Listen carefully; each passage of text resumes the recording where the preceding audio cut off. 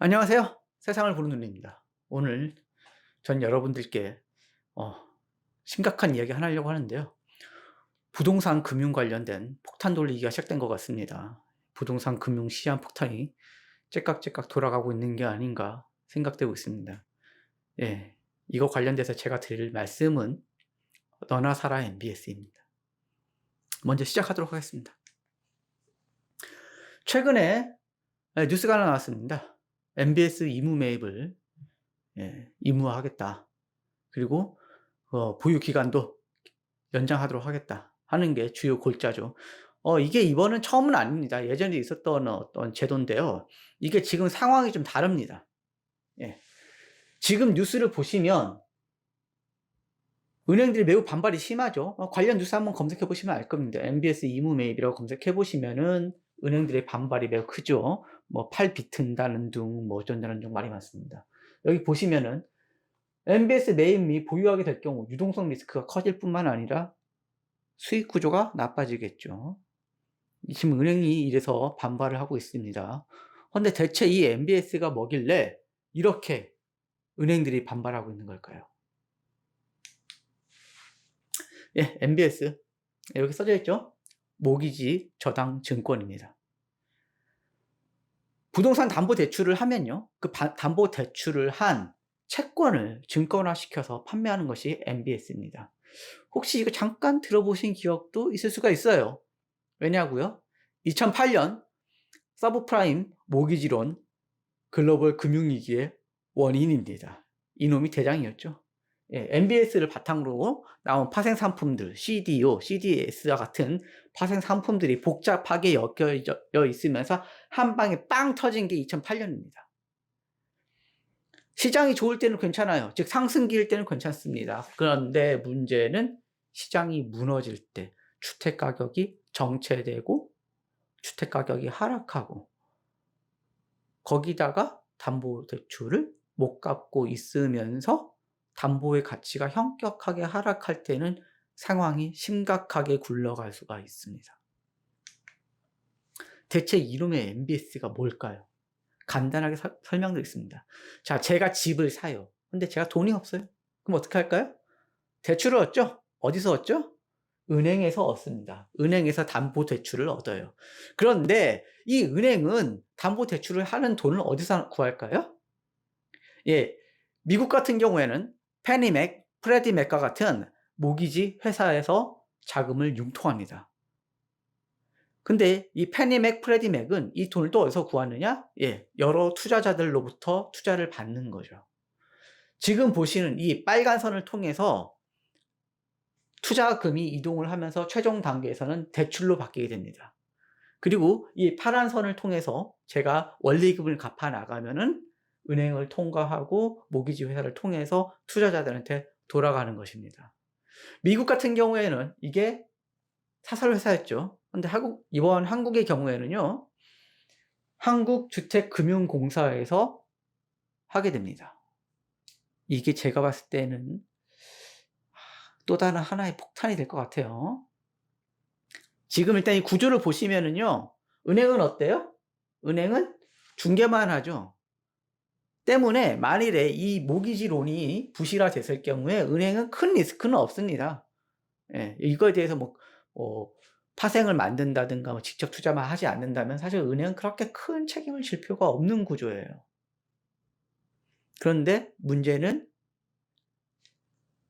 은행이 지금 투자자가 되는 상황이 된 겁니다. 원래는 이 구조여야 되는데 은행이 투자자가 되는 상황이죠. 뭔가 무슨 구조가 이상하지 않아요? 이렇게 되면은 주택금융공사가 다시 은행에다 채권을 파는 형태가 되죠. 뱅글뱅글 돌죠. 뭔가 순환의 고리가 만들어지게 되는데 저도 이런 구조는 처음 보는 구조라서 어떻게 터질지 좀 궁금하기도 한데요. 그러면 왜 MBS가 폭탄이냐? 이게 참 투자하기 안 좋습니다. 왜냐고요? 위험한데 수익률이 매우 떨어져요. 보통 하이 리스크, 하이 리턴이든가 로우 리스크, 로우 리턴이 돼야 되는데 얘는 안 좋은 거 다 가지고 있어요. 1번 고위험이에요. 2번 저수익이에요. 그럼 누가 사겠어요? 아무도 안 사겠죠. 왜 그러냐고요? 자, 1번 낮은 수익률. 왜 수익률이 낮냐? 첫 번째로는 일단은 한미 금리 역전의 원인이 있습니다. 지금 이 MBS가요, 예전 같았으면은 외국인이 매입을 했을 수도 있어요. 외국인들한테 MBS를 판매할 수도 있다고요. 왜? 한국 금리가 더 높으니까요. 그리고 한국의 신용 등급이 높으니까요. 부실할 가능성이 낮으니까요. 채권 투자자들 입장에서는 MBS가 괜찮은 투자 대상이 될 수가 있죠. 하지만 지금은 다릅니다. 먼저 안심대출이라는 게 금리가 높게 책정할 수가 없어요. 말 그대로 안심대출이잖아요. 부동산 첫 구매할 때 국가가 낮은 금리로 대출을 해주겠다는 게 안심대출인데, 그러면 이 MBS 자체가 높은 금리가 나올 수가 있겠어요? 나올 수가 없습니다. 결국엔 낮은 금리로 판매될 수밖에 없어요. 지금 이 MBS는. 근데 또 다른 문제가 뭐냐? 금리가 역전됐죠. 지금 현재 미국의 기준금리가 더 높습니다. 외국인 투자자 입장에서 어떨까요? 투자 가치가 없어요. 수익률이 낮거든요. 그렇다고 안정적인 것도 아니고. 거기다가 외국인 투자자 입장에서는요, 한 가지 더 투자하기 꺼려지는 상황이 있죠. 뭐냐고요? 바로 환율입니다. 최근에 무역 적자가 발생하고 있죠. 거기다가 예전에 보수 정부가 정권을 잡게 되면은 환율이 많이 올랐습니다. 아마 지금 그것도 아마 또 재현될 것 같은데, 자, 외국인 투자자 입장에서는 생각해 보세요. 내가 1,200원에 한국 채권을 샀어요. 근데 1년 지나서 그 채권의 수익률이 5% 나왔다고 칩시다. 그럼 어떻게 될까요? 1,260원이 됩니다. 근데 그 돈을 다시 바꿔서 달러로 가져가려고 보니까 환율이 1,300원이 됐네? 뭐 어떻게 될까요? 내가 1달러 1,200원 가지고 투자를 했는데 다시 달러를 바꾸려고 보니까 1,300원이 되니까 1달러가 안 되죠. 되려 손실이 나게 됩니다. 즉 무역 적자가 발생하고 환율이 오르는 상황에서는요, 해당 국가에 대한 채권 투자는 환손실로 인해서 손해를 볼 수 있는 구조가 나올 수 있습니다. 때문에 외국인 투자자 입장에서는 이 MBS에 대한 매입을 거의 안 하겠죠. 또 다른 문제가 있습니다. 여기까지 문제는 그냥 수익률이 낮다는 문제예요. 그냥 손실을 볼 수도 있다 문제인데, 이게 지금 현재 부동산이 하락하고 있죠. 하락기에는요, 이 MBS가 부실화될 수도 있어요. 이게요, 2008년 미국 서브프라임 모기지론 사건뿐만이 아니라 중국의 헝다 사건도 사실 마찬가지입니다. 부동산은 상승할 때는요, 문제가 안 돼요. 하락할 때가 문제인 겁니다. 지금 부동산 제가 봤을 땐 대세 하락기에 들어갔다는 거죠. 자, 투자자들이 바보가 아니라는 이 MBS 사겠어요? 아무도 안 삽니다. 언제 터질지 모르는 시한폭탄 같은 존재가 될 수도 있다고요.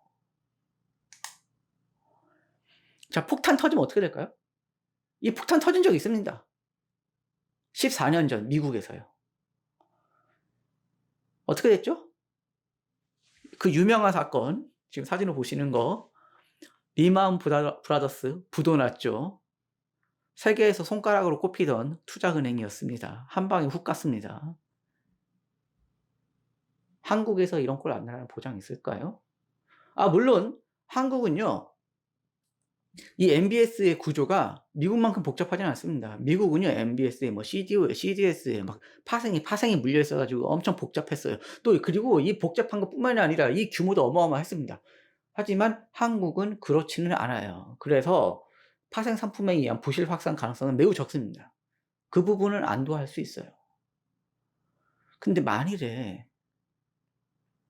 이 MBS 리스크를 어디에다 떠넘기고 싶다. 이 MBS를 보유하고 있는 사람이 내가 사고 싶지는 않았는데 억지로 샀어. 근데 이게 터질 것 같아. 라고 하면은 이 리스크를 누군가한테 떠넘기려고 하겠죠.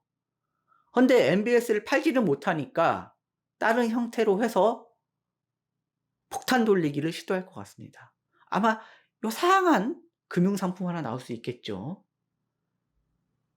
이게 이런 식으로 폭탄 돌리기가 되면은 걷잡을 수 없는 사태가 발생할 수 있습니다.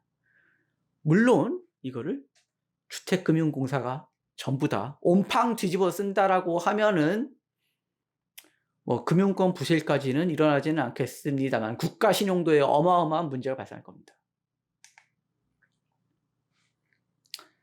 결론 말씀드리겠습니다. 리스크가 큰 MBS의 의무 매입은 전형적인 관치금융입니다. 예전에는 금리도 괜찮고 부동산 상승기였고 환율 문제도 없으니까 이 MBS를 매입해 줄 사람들이 많았어요. 하지만 지금은 상황은 달라요.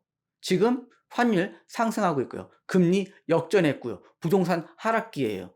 누가 MBS 구매하려고 하겠어요? 금융권에서 MBS 구매 안 하려고 할 겁니다. 하지만 억지로 판매하고 있는 거죠. 전형적인 관치금융입니다. 이거 무슨 빨갱이 정권 같아요? 시장에서 알아서 돌아가는 상황을 정부가 강요하고 있는 거라고. 저는 MBS발 금융위기의 가능성이 있다고 생각합니다. 제가 예측하는 거는 만일에 이 MBS가 터질 경우에는 주택금융공사의 부도가 발생할 수 있다고 생각을 합니다. 이게 지금 발행되는 규모가 20조 원인데요.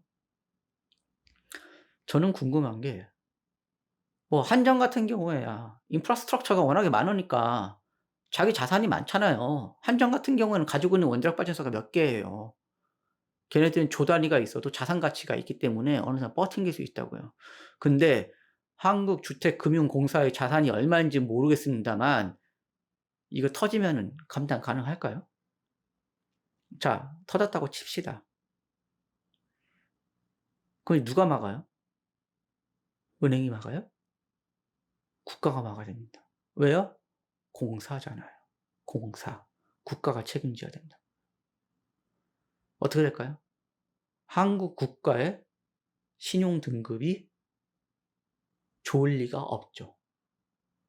신용 등급 떨어지면 금리 오르겠죠. 지금 현 정부에서 금리 살살살 올리면서 연착륙 바라고 있는 것 같은데 전 그거 쉽지 않다고 보고 있는 사람입니다. 여러분들께 드릴 수 있는 마지막 말씀은 아마 관련해서 이런 리스크를 떠넘기기 위한 금융권의 발버둥이 있을 수 있습니다. 부동산 관련 금융상품은요, 절대 투자하시면 안 됩니다. 한 방에 훅 갈 수도 있어요. 이게 만일에 구조가 잘못되면요, 내가 100만 원 투자해서 100만 원 날리는 게 문제가 아닐 수도 있습니다. 100만 원 투자해서 어마어마한 돈을 물어줘야 되는 구조가 나올 수도 있습니다. 저는 솔직히 말씀드리면 현 정부가 대체 무슨 생각으로 이런 정책을 펴고 있는지 전 이해가 안 됩니다. 더군다나 이 정책을 위해서 국민의 혈세까지 쓰겠다고 하고 있는데요. 저도 대한민국 국민으로서 제 세금이 이렇게 쓰이는 게 정말 싫습니다.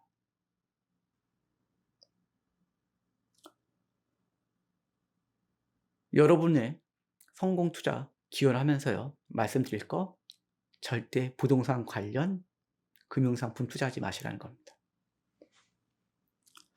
오늘 여기까지였고요.